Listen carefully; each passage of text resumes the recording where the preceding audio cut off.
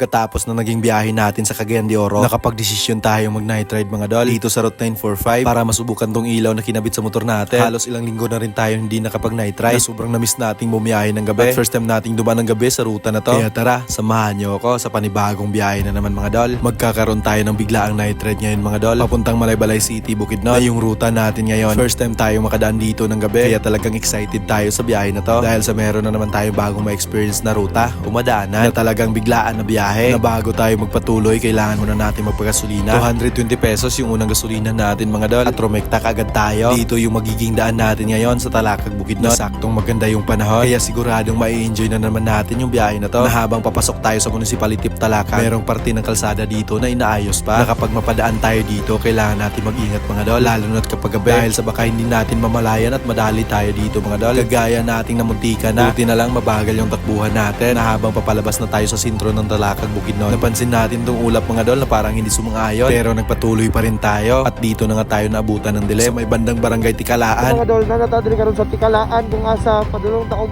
Malaybalay City, Bukidnon. Tulo night ride na punta karon no. Ug atong ruta pre sa Bunsitas. Padulong og Lantapan. Kana gigawasan og truck. Walang balag padulong ko ako. Pero atong ruta karon kay street lang ta street. So atong gamit is RDM. Karing G3 na lang. RDM na G3 atong gamit mga dol. So matistingan na ginato tong suga karon no. First time punta ko sa Kalapay diri nga ruta nga gabi nga ako sa.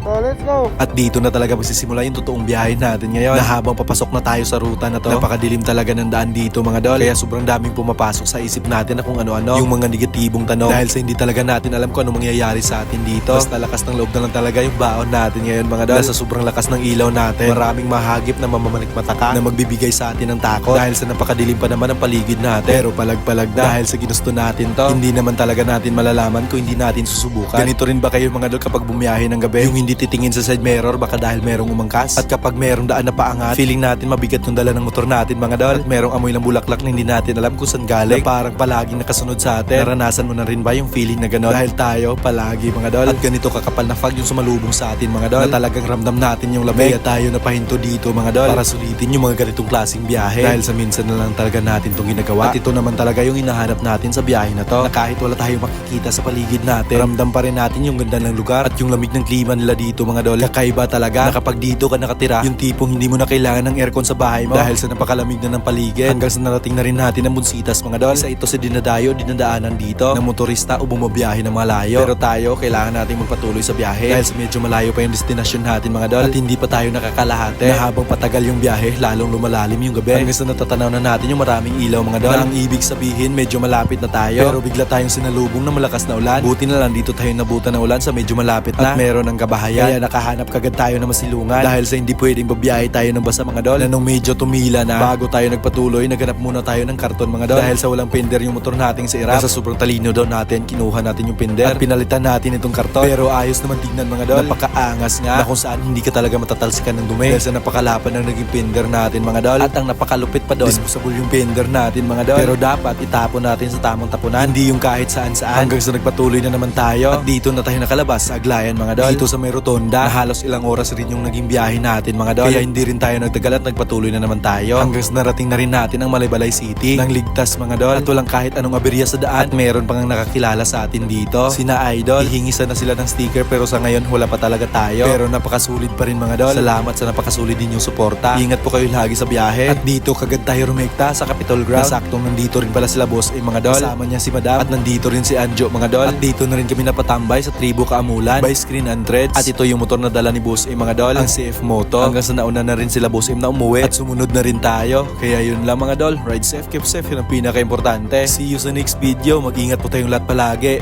Amping!